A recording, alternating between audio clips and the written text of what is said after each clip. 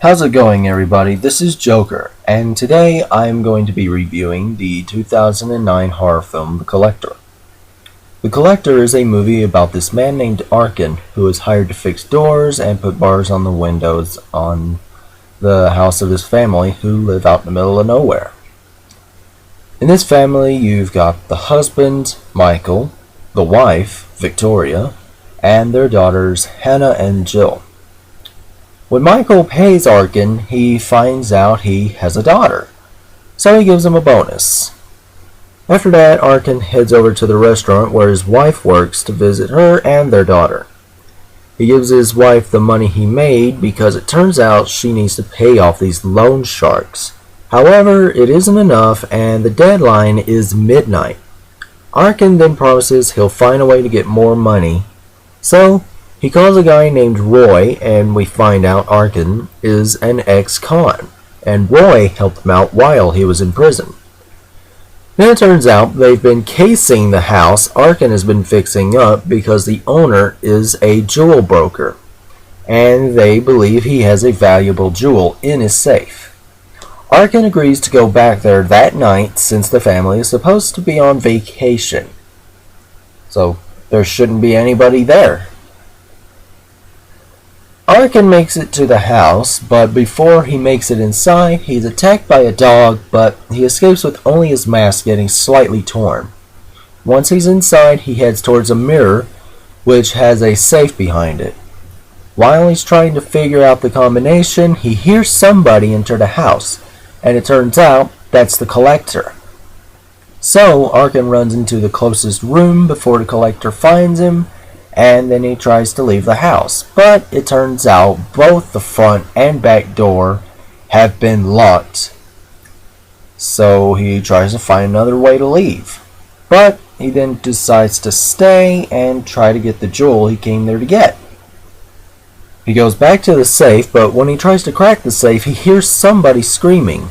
He then finds Michael still in the house, all bloody and screaming, and he sees the Collector dragging him down to the basement. Arkin tries to call the cops, but the phone has a small spike in it, which stabs him in the ear. He then tries to escape from the window, but the window shuts on his hand, and they have razors on them.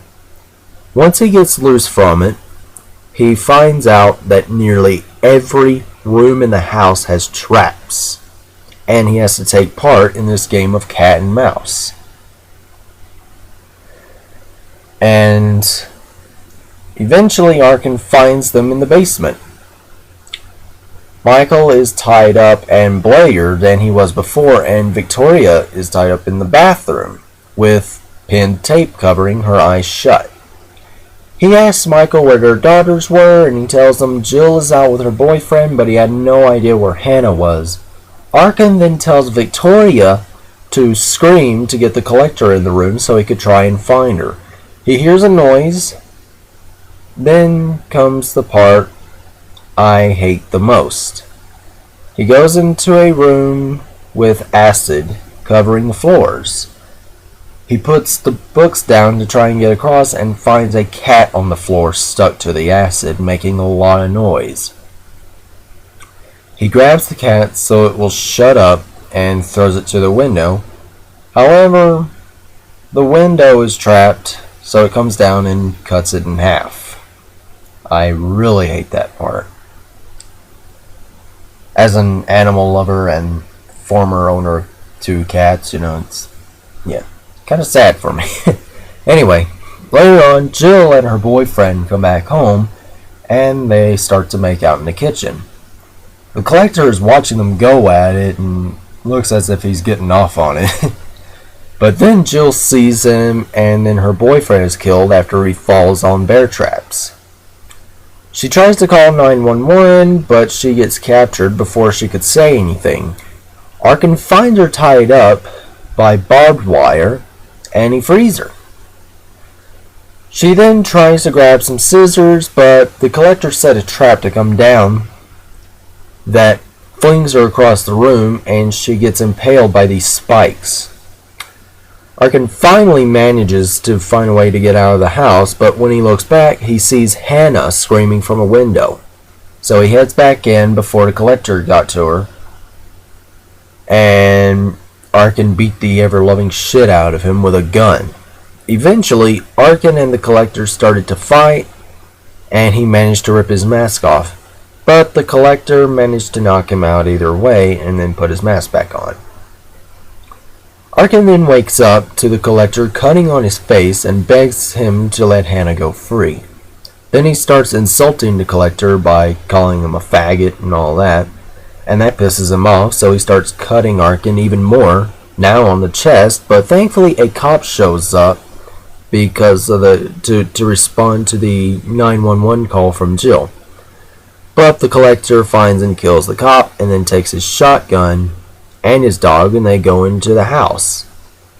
When Arkin gets free, he manages to grab Hannah before the dog was able to attack her, and then Arkin killed the dog by shoving a flaming trash can into its head. And he also notices that there's gasoline all over the place, which means the Collector was planning on setting the house on fire before he left. He and the Collector starts fighting again, but this time Arkin actually got the upper hand and knocked him down into the basement.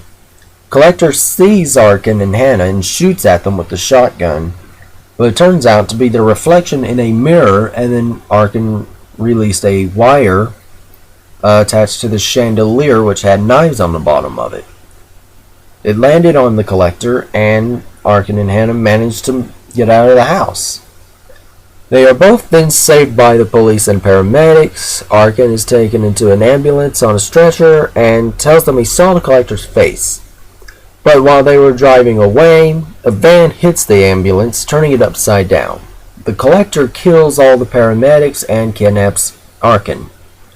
After kidnapping him, he stuffs him into a red box alive, and then we see the Collector is driving an exterminator van, which reveals that he was the exterminator at the family's house from the beginning of the movie. I really enjoyed this movie. It definitely has a Saw feel to it, which makes sense considering it was by the writers of Saws 4 through 7. The only parts I didn't like were the parts involving the cat and the dog, but other than that, it's a great movie in my opinion. I love the atmosphere, the music, all the build-up to all the things that are about to happen. If you're a fan of movies that involve torture or the game of cat and mouse, I definitely recommend you watch it. I hope you enjoyed my review. I am Joker, and I will return for my next movie review. Thank you for watching.